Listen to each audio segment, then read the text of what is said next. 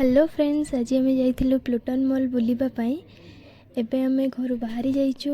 देखंतु बाहर वर्षा होइछि बोले केते सुंदर व्यू अछि।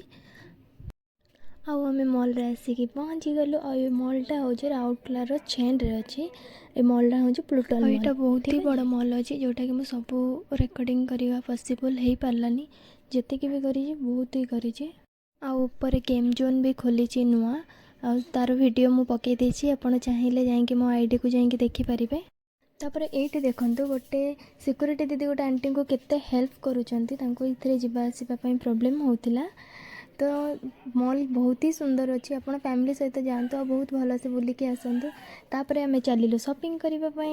आम ट्रेंड्स ये शॉपिंग सारापर आम तौक गलु। तौक गलापर गोटे स्टॉल देखिलु जो थी कि गुपचुप भी मिलूला, माउथ फ्रेशनर भी मिलूला और पान मसला भी मिलूला।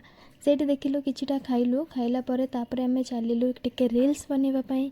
देखो आम बहुत ही सारा रील्स बनई।